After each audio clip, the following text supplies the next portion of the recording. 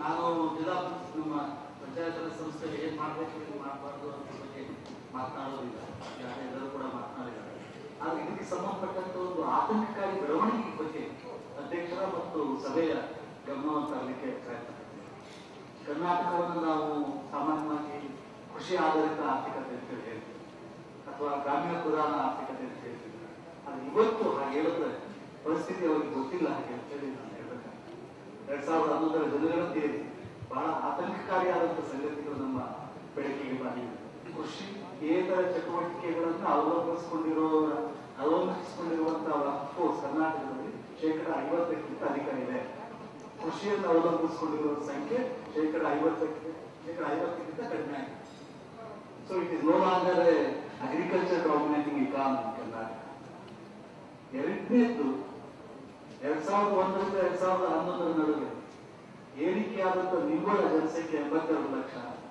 ಈ 82 ಲಕ್ಷದಲ್ಲಿ urban ಸೆಕ್ಟರ್ನ contribution 57 lakh, ಗ್ರಾಮೀಣ sector ಆದಂತ ಏರಿಕೆ ಕೇವಲ 25 lakh. Again, between 2001 to 2011, growth of population in rural sector is hardly about 7%, whereas the growth rate of population in the urban sector is about 42%. So, ಈ ಹಿನ್ನೆಲೆಯಲ್ಲಿ ಈ ಬದಲಾಗ್ತಾ ಇರುವಂತಹ ಡೆಮೋಕ್ರೆಟಿಕ್ಸ್ ಹಿನ್ನೆಲೆಯಲ್ಲಿ ನಾವು ಪಂಚಾಯತ್ ರಾಜ್ ಸಂಸ್ಥೆಗಳ ಪಾತ್ರ, ಅವುಗಳ ಮಾತುಗಳ ಬಗ್ಗೆ ಚರ್ಚೆ ಮಾಡಬೇಕು, ಅವುಗಳನ್ನ ಅರ್ಥ ಮಾಡ್ಕೊಳ್ಳಿಕ್ಕೆ ಪ್ರಯತ್ನ ಪಡಬೇಕು. ಹಾಗೆ ತಮ್ಮ ಗಮನಕ್ಕೆ ತಂದು ಒಂದೇ ಒಂದು ಸಂಗತಿಯನ್ನ ಅಧ್ಯಕ್ಷರ ಗಮನಕ್ಕೆ ತರ್ತೇನೆ. ಕಳೆದ ಸುಮಾರು 20 ವರ್ಷಗಳಲ್ಲಿ ಕರ್ನಾಟಕದಲ್ಲಿ ಪಂಚಾಯತ್ ರಾಜ್ ಸಂಸ್ಥೆಗೆ ಸಂಬಂಧಪಟ್ಟ ಹಾಗೆ ಬಹಳ ಒಳ್ಳೆ ಕೆಲಸ ಮಾಡಿರುವಂಥದ್ದು ಅಂತಂದ್ರೆ ನಮ್ಮ ಮೈಸೂರಿನ SIR ನಡೆಯುವಂತ SIR ಬಹಳ ಒಳ್ಳೆ ಕೆಲಸವನ್ನು ಮಾಡಿದ್ರು. ಆದರೆ ಎಷ್ಟೇ ಒಳ್ಳೆ ಕೆಲಸ ಮಾಡಿದ್ರು ಕೂಡ ಇಡೀ ಕರ್ನಾಟಕವನ್ನ ಪ್ರಾದೇಶಿಕವಾಗಿ ಇನ್ಕ್ಲೂಸಿವ್ ಆಗಿ ಮಾಡಲಿಕ್ಕೆ ಸಾಧ್ಯ ಆಗ್ತಾ ಇದೆ. ಹಾಗಾಗಿ ಉತ್ತರ ಕರ್ನಾಟಕದಲ್ಲಿ ಆ ತರದ ಒಂದು ಸಂಸ್ಥೆಯನ್ನ ಗ್ರಾಮೀಣಾಭಿವೃದ್ಧಿ ಮತ್ತು ಪಂಚಾಯತ್ ರಾಜ್ ಸಂಶೋಧನೆ ಮತ್ತು ತರಬೇತಿಯ ಸಂಸ್ಥೆ ಒಂದಲ್ಲ, ಉತ್ತರ ಕರ್ನಾಟಕದಲ್ಲಿ ಇನ್ನೊಂದು ಜಿಲ್ಲೆಗಳಿಂದ ಗಮನದಲ್ಲಿಟ್ಕೊಂಡು ಒಂದು ಸ್ಥಾಪಿಸಬೇಕು. ಹಾಗೆ ಇಟ್ಕೊಂಡು ನಾವು ಆ ಉತ್ತರ ಕರ್ನಾಟಕಕ್ಕೆ ಸಂಬಂಧಪಟ್ಟ ಅನೇಕ ಅಧ್ಯಯನಗಳನ್ನು ಹಿನ್ನೆಲೆಯಲ್ಲಿ ಈ ಒಂದು ಒತ್ತಾಯವನ್ನ ಮಾಡಲಿಕ್ಕೆ ನಾನು ಇಷ್ಟಪಡ್ತೀನಿ. ನಮಸ್ಕಾರ.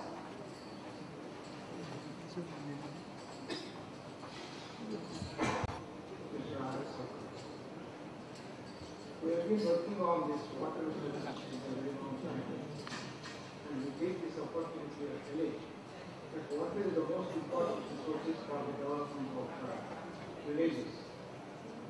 So, who owns this water is the biggest problem that we are facing, and how equitably it has to be distributed. This is also one of the most important factors.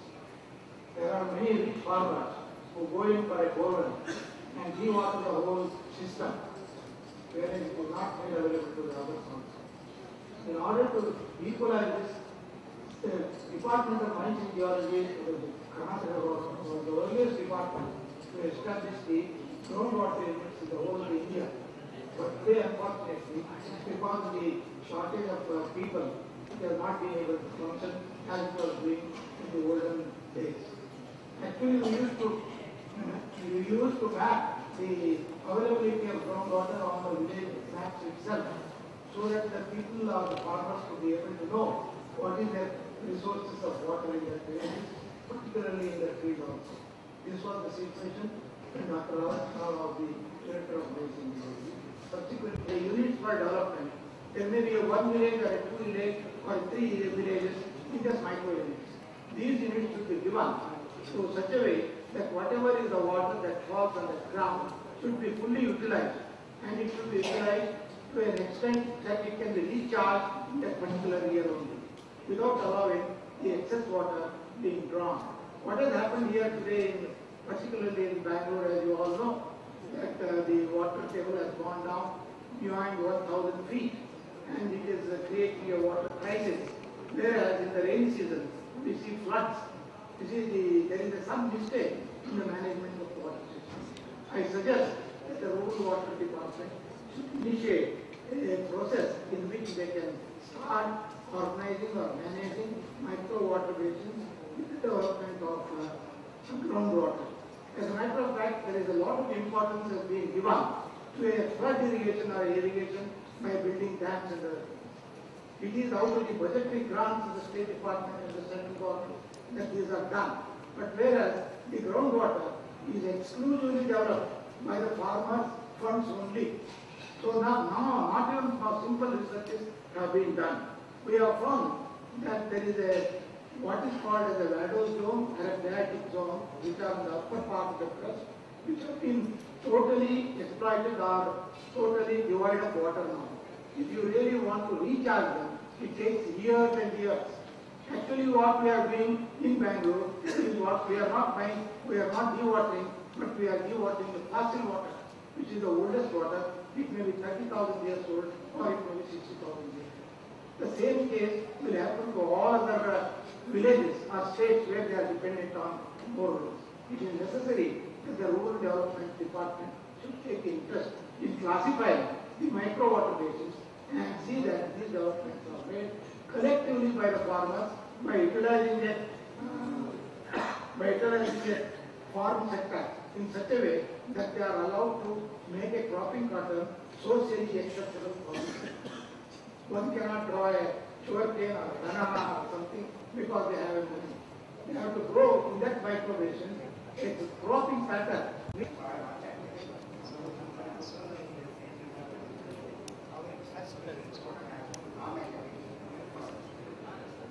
ನಮ್ಮ ಇವತ್ತೊಂದು ಸಭೆಯದು ಒಂದು ಸ್ಲೋಗನ್ ಇದೆ, ಅದನ್ನು ಮತ್ತೆ ನೆನಪು ಮಾಡ್ಕೊಳ್ಳೋಣ ಅಂತ ಇಷ್ಟಪಡ್ತೀನಿ.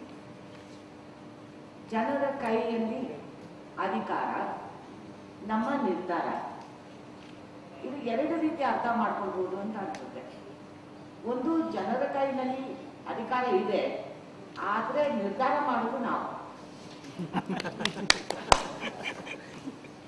ಇನ್ನೊಂದು ರೀತಿ ಅರ್ಥ ಮಾಡ್ಕೊಳ್ಬೇಕಾದ್ರೆ, ಇಲ್ಲ, ನಮ್ಮ ನಿರ್ಧಾರ ಜನರ ಕೈನಲ್ಲಿ ಅಧಿಕಾರ ಇದೆ ಅಂತ. ಆದ್ರೆ ನಿಜವಾಗ್ಲೂ ಅದು ನಮ್ಮ ನಿರ್ಧಾರ ಅಲ್ಲ. ಅದು ನಮ್ಮ ಸಂವಿಧಾನ ಪ್ರಕಾರ ಆ ಅಧಿಕಾರ ನಾವೇ ಪಡ್ಕೊಂಡಿದ್ವಿ. ಯಾರು ಕೊಡಬೇಕಾಗಿಲ್ಲ, ಯಾರು ಅದ್ರ ಬಗ್ಗೆ ನಿರ್ಧಾರ ಮಾಡಬೇಕಾಗಿಲ್ಲ, ಯಾರು ಪಾಕೆಟ್ನಲ್ಲಿ ಇಲ್ಲ ಕೊಡ್ಲಿಕ್ಕೆ. ಆ ಅಧಿಕಾರ ನಮ್ಮ ಹತ್ರ ಇದೆ. ಸೊ ಈ ಸಭೆಗೆ ಮತ್ತೆ ಈ ಸರ್ಕಾರಕ್ಕೆ ಮುಖ್ಯವಾಗಿ ಒಂದು ನಿಜ ಅರ್ಥ ಆಗ್ಬೇಕಾದ್ರೆ, ಆದ್ರೆ ಒಂದು ನಿಜ ಹೆಜ್ಜೆ ಮುಂದೆ ಹಾಕ್ಬೇಕಾದ್ರೆ ಮೊದಲು ಒಂದು ನಿರ್ಧಾರ ಮಾಡ್ಕೊಳ್ಬೇಕು ನಾವು. ಆ 29 ಇಲಾಖೆದು ವಿಷಯಗಳು ನಾವು ನಿಜವಾಗ್ಲೂ ಪಂಚಾಯತ್ಗೆ, ಗ್ರಾಮ ಪಂಚಾಯತ್ಗೆ, ಅದು ಗ್ರಾಮ ಪಂಚಾಯತ್ ಹಕ್ಕದು. ನಾವು ಕೊಡಬೇಕಾಗಿಲ್ಲ, ನಾವು ಅದನ್ನೇ ಇಸ್ಕೊಂಡಿದ್ವಿ. ಈಗ ಮತ್ತೆ ಕೊಡಬೇಕು ಅಂತ ನಾವು ಮಾತಾಡ್ತಾ ಇದ್ವಿ. ಮತ್ತೆ ಕೊಡ್ಲಿಕ್ಕೆ ನಮಗೆ ತುಂಬಾ ಹಿಂಜರಿಕೆ ಇದೆ. ಯಾಕಂದ್ರೆ ನಮ್ಮ ಕೈನಲ್ಲಿ ಇರುವ ಅಧಿಕಾರ ಇನ್ನೊಬ್ಬರಿಗೆ ನಮ್ಮ ಕೆಳಗಡೆ ಕೊಡ್ಲಿಕ್ಕೆ ನಮಗೆ ಒಂದು ಮನಸ್ಸಿಲ್ಲ. ಇದು ಈ ಸರ್ಕಾರ ಇಲ್ಲ, ಪ್ರತಿಯೊಂದು ಸರ್ಕಾರ.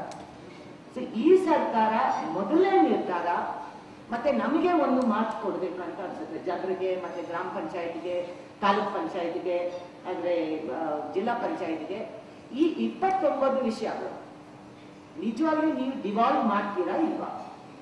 ಆ ಇಂಟೆನ್ಷನ್ ಇದೆಯಾ? ಆ ಇಂಟೆನ್ಷನ್ ಇದ್ರೆ ಮುಂದೆ ಮಾತಾಡೋಣ, ಇಲ್ಲ ಅಂದ್ರೆ ಅದನ್ನ ಹೇಳ್ಬಿಡೋಣ. ಆಗೋದಿಲ್ಲ, ಬಹಳ ಕಷ್ಟ, ಅದ ಮಾಡ್ಲಿಕ್ಕೆ ಆಗೋದಿಲ್ಲ, ಆಯ್ತು. ಆಮೇಲೆ ಸಣ್ಣ ಪುಟ್ಟ ಇದನ್ನ ತಿದ್ದಣ. ಇದು ಒಂದು ಸಣ್ಣದು ಕರೆಕ್ಟ್ ಮಾಡಬೇಕು, ಅದು ಒಂದು ತಪ್ಪಿದೆ, ಇದು ಒಂದು ಮಾಡಬೇಕು, ಅದಕ್ಕೊಂದು ಸಣ್ಣ ವಿಷಯಗಳನ್ನ ಸರಿ ಮಾಡಬೇಕು, ಅದು ಮಾಡ್ಕೊಂಡು ಹೋಗೋಣ. ಮತ್ತೆ ಅದರಲ್ಲಿ ದೊಡ್ಡ ಬದಲಾವಣೆ ಆಗುದಿಲ್ಲ.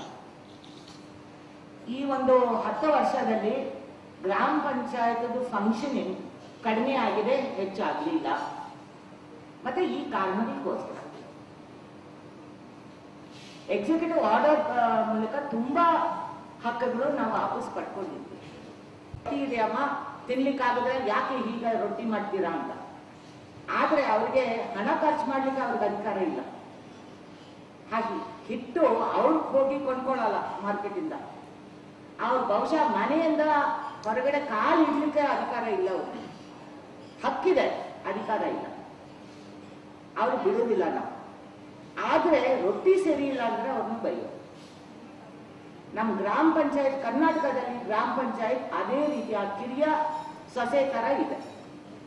ಅವ್ರನ್ನ ಎಂಪವರ್ ಮಾಡ್ತೀವ, ಅವ್ರಿಗೆ ಅಧಿಕಾರ ಕೊಡ್ತೀವ, ಅವ್ರನ್ನ ಲಿಬರೇಟ್ ಮಾಡ್ತೀವ, ಆಮೇಲೆ ಅವ್ರಿಗೆ ಬೈರಿ, ಆಮೇಲೆ ನಾವು ಏನ್ ಬೇಕಾದ್ರೂ ಮಾಡೋಣ. ಈಗ ನಾವು ಏನ್ ಹೇಳ್ತೀವಿ, ನಾವು ಅಧಿಕಾರ ಕೊಡಲ್ಲ, ಆದ್ರೆ ನಿಮ್ ರೊಟ್ಟಿ ಸರಿ ಇಲ್ಲ ಅಂದ್ರೆ ಮನೆಯನ್ನ ಹೊರಗಡೆ ಹಾಕ್ತೀವಿ. ಸೊ ಇದು ಒಂದು ನ್ಯಾಯನ ಅಂತ ಒಂದು ಪ್ರಶ್ನೆ, ಇದು ಮುಖ್ಯ ಪ್ರಶ್ನೆ ಅಂತ ಅನ್ಸುತ್ತೆ.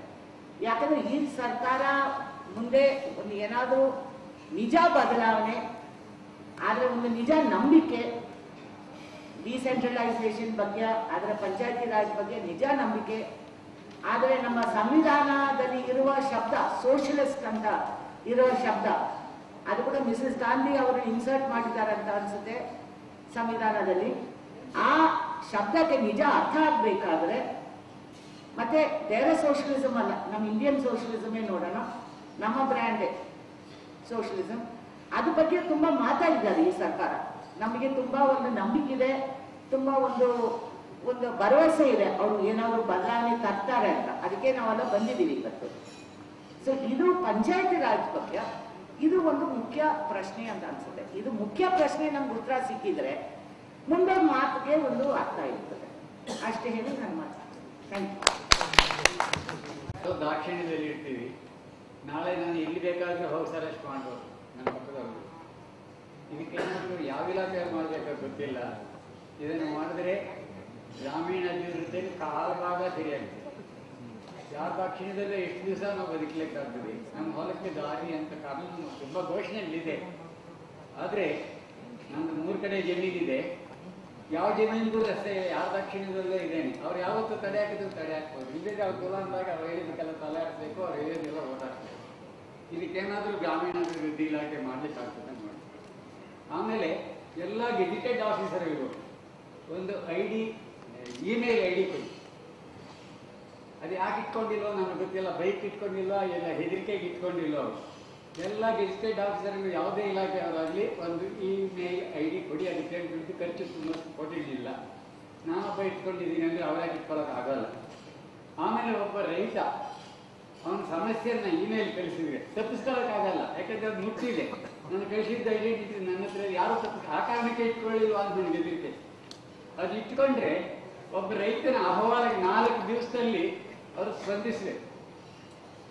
ನಂದು ಯಾವುದಾದ್ರೂ ಸಮಸ್ಯೆ ಇರ್ಬೋದು, ಪರ್ಮಿಷನ್ ಇರ್ಬೋದು, ಬೆನ್ನ ಮೇಲೆ ಒಬ್ಬಳನ್ನ ಹೆಗಲ ಮೇಲೆ ಒಬ್ಬಳನ್ನ ತಂದು ರಸ್ತೆಗೆ ಬಿಡ್ತೀನಿ. ಈಗ ಅವತ್ತು ಎಷ್ಟು ಸರಕುಗಳಾಯಿತು, ಎಷ್ಟು ಯೋಜನೆಗಳು ಬಂತು, ಎಲ್ಲಿಗೆ ಹೋಗಿದ್ದೇವೆ ಗೊತ್ತಿಲ್ಲ. ಯಾರತ್ರ ಬಂದ್ರೆ ತೋರಿಸ್ತೇನೆ, ನನ್ನ ಹತ್ರ ಇದು ಇದೆ, ಸಿಡಿ ಮಾಡಿರೋದು ಇದೆ. ಆಮೇಲೆ ಕುಡಿಯೋ ನೀರು 20 ವರ್ಷದಿಂದ ನಾನಿರೋ ಹಳ್ಳಿಯಲ್ಲಿ ಕಬ್ಬು ಬೆಳೆದ ಆಲೆ ಮನೆ ಮಾಡ್ತಿದ್ರು 3/4 ಜನ ರೈತರು. 20 ವರ್ಷದಿಂದ ನಾನು ಊರಿಗೆ ಹೋದಾಗ ಈಗ 95% ಬಾವಿಗಳು ಒಣಗೋಗಿದೆ. ಇದ್ರ ದುರುಪಯೋಗ ಆಗ್ತದೆ.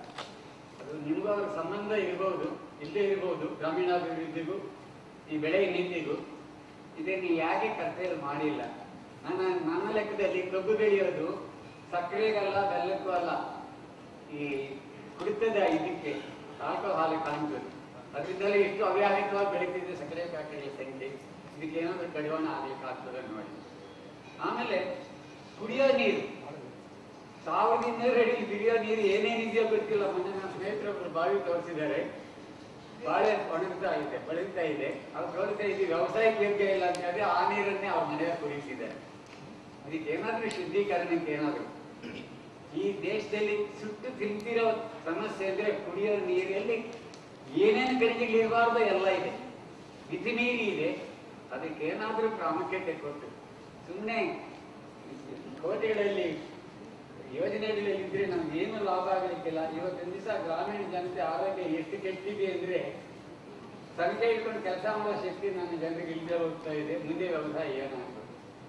ಆಮೇಲೆ ನಿಮ್ಮ NREGA ಅದು ಯಾವುದೋ ಕೆರೆ ರಸ್ತೆ ಮಣ್ಣು ತೆಗೆಯೋದು ಅಂತ ಅದೆಷ್ಟು ಕೋಟಿ ಮಾಡಿಕೊಂಡ್ರೆ ಗೊತ್ತಿಲ್ಲ. ಅದ್ಯಾವುದು Zilla Parishad president JCB, contractor taluk board chairman president, ಇವನು ಅದ್ರ ಮಧ್ಯಸ್ಥಿಕೆ ವಹಿಸೋನು ಪಂಚಾಯತಿ ಚೇರ್ಮನ್. ಅದು ಎಷ್ಟು ಮಣ್ಣು ಆಗ್ತಿದೆ. ನಾವು ಹಣಬೇಕೆರೆಯಲ್ಲಿ 5 ವರ್ಷದಿಂದ ತೆಗೀತಾನೆ ಇದ್ದಾರೆ ಹೂಳು. ಅದು ಇದ್ದಷ್ಟೇ ಆಳ ಇದೆ. ಬಿಲ್లుಗಳು ಮಾತ್ರ 50 ಲಕ್ಷ 40 ಲಕ್ಷ ಆಗ್ತಾನೆ ಇದೆ. ಅದರ ಬದಲಿಗೆ ನಿಮ್ಮಲ್ಲಿ ಕೈ ಮುಗಿದುಕೊಂಡು ವ್ಯವಸಾಯ ನಿಂತು ಹೋಗ್ತಾ ಇದೆ. ಸ್ವಾಮಿ ಇನ್ನು 2 ವರ್ಷಕ್ಕೆ ದೀಕ್ಷಾ ಪಾತ್ರೆ ತಿರುಗಿ ಹಿಡಿಬೇಕು, ಅಮೆರಿಕತ್ರ ಹೋಗ್ಬೇಕು, PL480 ವಸತಿ ಅಗ್ರಿಮೆಂಟ್ ತಿಳ್ಕೊಳ್ಳಿ. ನಿಮ್ಮ ಅಂಕಿಅಂಶಗಳು ಕೊಡ್ತಾ ಇದೆ, ಸಿಕ್ಕಾಪಟ್ಟೆ ಆಹಾರ ಉತ್ಪಾದನೆ. ಈ ಸಾರಿ ಏನು 12 ಕೋಟಿ ಹೆಚ್ಚಿಗೆ ಆಹಾರ ಉತ್ಪಾದನೆ. ನನ್ನ ಪೇಪರ್ ಹೋದ್ರೆ ಒಟ್ಟಿಗೆ 12 ಕೋಟಿ ಉತ್ಪಾದನೆ ಇದೆಯೇ ಇಲ್ವಾ ದೇಶದಲ್ಲಿ ಗೊತ್ತಿಲ್ಲ ನನ್ನ ಲೆಕ್ಕದಲ್ಲಿ.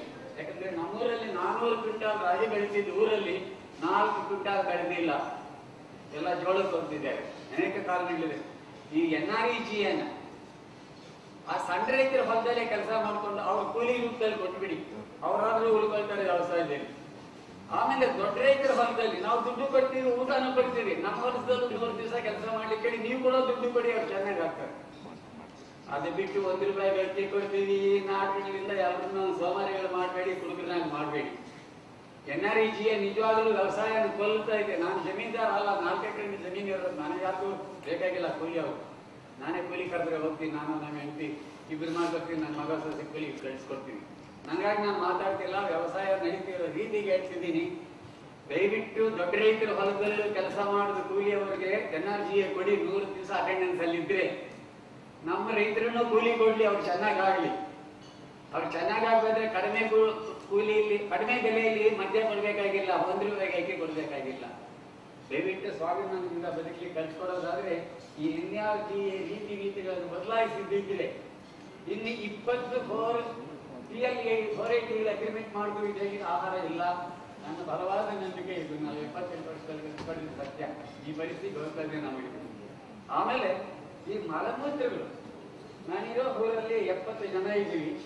ನನಗೆ 25 ಲಕ್ಷ ರೂಪಾಯಿ ಪರ್ಸನಲ್ ಲೋನ್ ಕೊಡಿ. 25 ಲಕ್ಷ ರೂಪಾಯಿ ಪರ್ಸನಲ್ ಲೋನ್ ಬಡ್ಡಿ ಕೊಡೋಕೆ ಆಗೋದಿಲ್ಲ. ನಾನು 5 ವರ್ಷದಲ್ಲಿ ನನ್ನ ಜಮೀನು ಆಧಾರ ಇಟ್ಟು ನಿಮ್ಮ ದುಡ್ಡು ವಾಪಸ್ ಕೊಡ್ತೇನೆ. ಒಂದು 3 ವರ್ಷದ ನಂತರ ಗೊಬ್ಬರ ಮಾಡ್ಕೊಡ್ತೀನಿ. ನಮ್ಮೂರಿಗೆ 5 HP ಮೋಟರ್ಗೆ ಕುಡಿಯೋ ನೀರು ಕರೆಂಟ್ ಕೊಡ್ತೀನಿ. ಪ್ರತಿ ಮನೆಗೂ 10 ಮನೆ ಇದೆ ನಮ್ಮೂರಲ್ಲಿ, ಸಣ್ಣ ಹಳ್ಳಿ. ಎಲ್ರಿಗೂ 2 CFL ಬದಲಾದು 2 ಕೊಡ್ತೀನಿ. ಸರ್ಕಾರಕ್ಕೆ ಏನು ಹೊರೆ ಆಗ್ತದೆ ಇದು ಗೊತ್ತಿಲ್ಲ. ಖಾಸಗಿಯವರು ಕೊಡಿ, ಸರ್ಕಾರದ ಹೆಸರಿಗೆ ಮಗುನೇ ಸತ್ತೋಗ್ತದೆ. ಇನ್ನು ನೀವೇನಾದ್ರು ಈ ಪ್ರಾಜೆಕ್ಟ್ ಹೋಗಿರೋದು ಯಾಕಾಗ್ಬೋದು, ಅದರಿಂದ ಖಾಸಗಿಯವರು ಕೊಟ್ಬಿಡಿ. ಒಂದು 5,000 ಅವರೇಜ್ ಜನಸಂಖ್ಯೆ ಇರೋ ಹಳ್ಳಿಗೆ 70-80 ಲಕ್ಷದಲ್ಲಿ ಸುಂದರವಾದ ಬಯೋಗ್ಯಾಸ್, ಸುಂದರವಾದ ಜನರೇಟರ್, ಸುಂದರವಾದ ಆ ಊರಿನ ನೀರಿನ ಪೂರೈಕೆಗೆ ಎಲೆಕ್ಟ್ರಿಸಿಟಿ, ಆಮೇಲೆ ಆ ಊರಿನ ಅಟ್ಲೀಸ್ಟ್ 50% ಬಿಲೋ ಪಾವರ್ಟಿ ಲೈನ್ನಲ್ಲಿ 2 CFL ಆಗ್ತದೆ. ಇದು ನನ್ನ ಬಲವಾದ ಮುಂಚೆ ಧರ್ಮಸಿಂಗ್ ಹತ್ರ ಒಂದ್ಸಾರಿ ಬರಬೇಕು. ಅವ್ರು ಮಾತಾಡ್ತಾ ನಿದ್ದೆ ಮಾಡ್ಬೇಕು.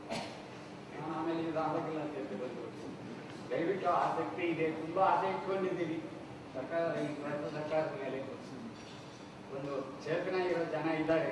ಅದರಿಂದ ನಿಮ್ಮಲ್ಲಿ ಕೈ ಮುಗಿದು ಕೇಳ್ಕೊಳ್ತೀನಿ, ಮಲಮೂತ್ರಗಳ ಬಳಕೆ ಹಳ್ಳಿಗಳಲ್ಲಾದ್ರೆ ಗೊಬ್ಬರದ ಕೊರತೆ ತಗ್ತದೆ, ಭೂಮಿ ಆರೋಗ್ಯ ಉಳಿತದೆ. ನಿಮಗೆಲ್ಲರಿಗೂ ಆಶ್ಚರ್ಯ, ನಾವು ಏನೇನೋ ಮಾತಾಡ್ತಿದ್ವಿ ಏಳಿಗೆ ಬಗ್ಗೆ. 60 ವರ್ಷದಲ್ಲಿ ನಮ್ಮ ಮಣ್ಣಿನ ಸಾವಯವ ಇಂಗಾಲ 10 ಪಟ್ಟು ಕಡಿಮೆ ಆಗಿದೆ. 3% ಇದ್ದಿದ್ದು 0.3 ಬಂದಿದೆ. 10 ಪಟ್ಟು ನೀರು ಬಾಯಾರಿದೆ ನಮ್ಮ ಜಮೀನು. ಎಲ್ಲಿಂದ ಕೊಡ್ತೀರಾ ನೀರು? 1200 ಅಡಿ ಆಯ್ತು, ಮುಂದೆ ಪೆಟ್ರೋಲ್ ಸಿಕ್ಕಿದ್ರೆ ಸಿಗೋದು, ನೀರು ಸಿಗ್ಲಿಕ್ಕಿಲ್ಲ. ಅದರಿಂದ ದಯವಿಟ್ಟು ಸಾವಯವ ಕೃಷಿ ಗೊತ್ತುಕೊಡಿ. ಸಾವಯವ ಮಿಷನ್ ಮಾಡೋದಲ್ಲ, ಆ ರೈತರ ಕೈಯಲ್ಲಿ ತರಬೇತಿ ಕೊಡ್ತೀವಿ. ರೈತರಿಗೆ ಸರಿಯಾದ ಬೆಲೆ ಕೊಟ್ಟ. ಈಗ ಇನ್ಫಾರ್ಮೇಶನ್ ಟೆಕ್ನಾಲಜಿ ವ್ಯವಸಾಯ ಕಡೆ ಬರ್ತಿದ್ರೆ ನಮ್ಗೆ ದೊಡ್ಡ ಆಶ್ಚರ್ಯ. ಅದರಿಂದ ಈ ಮಣ್ಣಿನ ಆರೋಗ್ಯ ರಕ್ಷಣೆ ಮಾಡಬೇಕಾದ್ರೆ ನೀವು ಕಸ ಕಡ್ಡಿ ಮಲಮೂತ್ರಗಳ ಗೊಬ್ಬರ ಮಾಡದೇ ಇದ್ದೀರಿ. ಅದರಿಂದ ಇಂಧನ ಉತ್ಪಾದನೆ ಮಾಡದಿದ್ರೆ ಕಾಂಗ್ರೆಸ್ ಸರ್ಕಾರ ಹೇಳ್ತಿ 8 ಗಂಟೆ ರೈತರಿಗೆ ಕೊಡ್ತಿದೆ ಅಂತ, ಕೊಡ್ತಿದ್ದು 6 ಗಂಟೆಗೆ 3 ಗಂಟೆಗೆ ಬಂದಿದೆ. ಅವ್ರದ್ದು ತಪ್ಪಲ್ಲ, ಇಲ್ಲ. ನಾವು ಅಧಿಕಾರಕ್ಕೆ ಬರಬೇಕು ಹೇಳಿದ್ರು, ಬಂದ್ರು, ನಾವು ದೊಡ್ಡ ಓಟ್ ಹಾಕಿದ್ದೀವಿ. ಆದ್ರೆ ಈ ಆಶ್ವಾಸನೆ ಉಳಿಸ್ಕೋಬೇಕಾದ್ರೆ ಇಂಧನ ಉತ್ಪಾದನೆ ಆಗಬೇಕು. ಮಾತ್ರದಲ್ಲಿ ಇಂಧನ ಸಿಗೋದಿಲ್ಲ. ಇರೋ ಸಂಪನ್ಮೂಲಗಳನ್ನೆಲ್ಲ ಉಪಯೋಗಿಸೋದಾದ್ರೆ ಈ ದೇಶದಲ್ಲಿ ಅರ್ಧವಾದ್ರೆ ಇಂಧನದ ಸಮಸ್ಯೆ ಪೂರೈಸಬಹುದು. ಆಮೇಲೆ ಕುಡಿಯೋ ನೀರಿನ ಸಮಸ್ಯೆ ನಿಜವಾಗ್ಲೂ ನನ್ನ ಒಂದು ವಿಡಿಯೋ ಮಾಡಬೇಕಂತಿದ್ದೆ. ಅದ್ರಲ್ಲಿ ನನ್ನ ಬ್ಯಾಟ್ರಿ ಮುಗಿದೋಗಿತ್ತು, ತದ್ರೋಣ ಅಂತ. 400 ಬಿಂದಿಗೆ ಇದೆ. 20 ಜನ ಹೆಣ್ಮಕ್ಳು ಜಿಟ್ಟಿಟ್ಕೊಂಡು ಕಿತ್ತಾಡ್ತಿದ್ದಾರೆ, ಗಂಡಸೆ ತೇಕೆ ಹಾಕೊಂಡು ನಗ್ತಿದ್ದಾರೆ. ಯಾರ ಜವಾಬ್ದಾರಿ ಅದು ಗೊತ್ತಿಲ್ಲ. ನೀರಿನ ಬವಣೆ, ಆ ನೀರು ಎಂತದ್ದು ಅಂದ್ರೆ ಎಲ್ಲಾ ಮೂಳೆಗಳು ದಂಕು ಆಗ್ತಾ ಇದೆ. ನಾವೇನೇನೋ ತಕಸ್ಗಳು ಮಾಡ್ಕೊಂಡು ಇನ್ನು ನೆಟ್ಟಿಗೆ ಕಾಲ ಇಟ್ಕೊಂಡಿದ್ದೀವಿ. ಅದರಿಂದ ಜ್ವಲಂತ ಸಮಸ್ಯೆ ಆಗಿದೆ ನೀರಿಂದು. ಮೊನ್ನೆ ನಾನು ಅಲ್ಲಿ ಶ್ರೀನಿವಾಸ್ ಅಂತ ಇದ್ದಾರೆ, ಅವ್ರು 4 ವರ್ಷದಿಂದ ಒಂದು ರಷ್ಯನ್ ಟೆಕ್ನಾಲಜಿ 1940 ಇಸ್ವಿಲಿ ಈ ಸ್ಪೇಸ್ ಕ್ರಾಫ್ಟ್ಗೆ ನೀರಿನ ಶುದ್ಧೀಕರಣ ಮಾಡೋದು, ಮೂಲಕ ಶುದ್ಧೀಕರಣ ಮಾಡಿಕೊಡ್ತಿದ್ದ ಒಂದು ಟೆಕ್ನಾಲಜಿ ಬಂತು. ಅದರಲ್ಲಿ ನಮ್ಮ ಅದೃಷ್ಟಕ್ಕೆ ನಮ್ಮ ಸೇರಮ್ನ ಒಬ್ಬರು ಇಂಜಿನಿಯರ್ ಅಲ್ಲೇ ಓದಿ ಅಲ್ಲೇ ಕೆಲಸದಲ್ಲಿ ಇದ್ದವರು ಅದರಲ್ಲಿ ತುಂಬ ಪಾತ್ರ ವಹಿಸಿ ಅವ್ರು ರಿಟೈರ್ ಆದಮೇಲೆ ವ್ಯವಸಾಯಕ್ಕೆ ಏನಾದರೂ ಮಾಡ್ಬೋದಂತ ಮಾಡಿ, ಹಾಗಾಗಿ ನನಗೊಂದು ಅನುಭವ ಸಿಗ್ತದೆ. ಕಳೆದ 10 ದಿವಸ ನಾನು ಹೋದವರನ್ನು ಬಂದಿದ್ದೆ ರಷ್ಯಾದಿಂದ. ಆ ಟ್ರೈನ್ ಅವ್ರು ಮಾಡ್ತಿದ್ದಾರೆ ಬೆಂಗಳೂರಲ್ಲಿ. ಅವರನ್ನೇನಾದರೂ ಉಪಯೋಗಿಸ್ಕೊಂಡು ಆ ರಷ್ಯಾದ ಅದು ಪೇಟೆಂಟ್ ಇದೆ, ಇವರೇ ಮಾಡ್ಲಿಕ್ಕಾಗಲ್ಲ, ಆ ಯಂತ್ರಗಳ ಜೊತೆಯಲ್ಲಿ ಜೋಡಿಸ್ಕೊಂಡು ಪಂಚಾಯತಿ ಕೋಟ್ಯಾಂತರ ರೂಪಾಯಿ ಏನಿಲ್ಲ ನನಗೆ ಗೊತ್ತಿದ್ದಾಗ 10,000 ಜನಸಂಖ್ಯೆಗೆ ಹಳ್ಳಿಗೆ ಲಕ್ಷ ಕಟ್ಟಾಗ್ತದೆ. ಮತ್ತೆ ರೆಕರಿಂಗ್ ಚಾರ್ಜಸ್ ಅಂಥದ್ದು ಏನೂ ಇಲ್ಲ, 4 ಲಕ್ಷ ಬರ್ಬೋದು. ಬರೋ ಎಲೆಕ್ಟ್ರಲ್ ಲೈಸೆನ್ಸ್ ಅಷ್ಟೇ, ಎಲೆಕ್ಟ್ರಲ್ ಲೈಸೆನ್ಸ್ ಸ್ವಲ್ಪ ಉತ್ಪಾದ ಕೊಟ್ಟು ಅದನ್ನು ವಿಭಜನೆ ಮಾಡ್ತಾರೆ. ತುಂಬ ಸುಂದರವಾಗಿ ನೀರು ಕೊಡ್ಬೋದು. ಅವ್ರು ಪ್ರಾತ್ಯಕ್ಷೆ ಮಾಡಿದ್ದಾರೆ. ನಮ್ಮ ಅಧಿಕಾರಿಗಳು ದಯವಿಟ್ಟು ರೂರಲ್ ಡೆವಲಪ್ಮೆಂಟ್ ಅಧಿಕಾರಿಗಳು ಕೃಷ್ಣಗಿರಿ ಜಿಲ್ಲೆ ತುಂಬ ದೂರ ಏನಿಲ್ಲ, ಅಲ್ಲೆಲ್ಲ ಹೈಸ್ಕೂಲ್ಗಳಲ್ಲಿ ಮಾಡಿದ್ದಾರೆ. ಅದನ್ನು ನೋಡ್ಕೊಂಡು ಬನ್ನಿ. ಅವ್ರು ಬರೋದಕ್ಕೆ ತಯಾರಾಗಿದ್ದಾರೆ. ಟೀಮ್ ನೀವು ದುಡ್ಡು ಖರ್ಚು ಮಾಡಬೇಕಾಗಿಲ್ಲ. ಅವ್ರಿಗೊಂದು ಲೆಟರ್ ಬರೆದ್ರೆ ಬರ್ತಾರೆ. ವೀಸಾಕ್ಕೆ ಒಂದು ಲೆಟರ್ ಬರೆದ್ಬಿಟ್ರೆ ಇಂಥವ್ರು ಎದುರು ಬಂದವ್ರು ಬರಲಿ ಅಂದರೆ ಬರ್ತಾರೆ. ಅವ್ರ ಜೊತೆಯಲ್ಲಿ ನಾನು ವ್ಯಾಪಾರಕ್ಕಾಗಿ ಮಾತಾಡ್ತಾನೆ. ವ್ಯಾಪಾರಕ್ಕೂ ದುಡ್ಡು ನಮಗೆ ತುಂಬ ದೂರ ಎಲ್ಲರಿಗೂ ಗೊತ್ತಿದೆ. ಆದರೆ ಈ ದೇಶಕ್ಕೆ ಏನಾದರೂ ಒಂದು ಕಡಿಮೆ ಖರ್ಚಲ್ಲಿ ರಾಸಾಯನಿಕ ಇದಕ್ಕೆ ಬಳಕೆ ಫೆನಾಯಿಲಿಂದ ಹಿಡಿದು ಡಿಸ್ಇನ್ಫೆಕ್ಟೆಡ್ವರೆಗೂ 150 ಪಟ್ಟು ಕಡಿಮೆ ಬೆಲೆ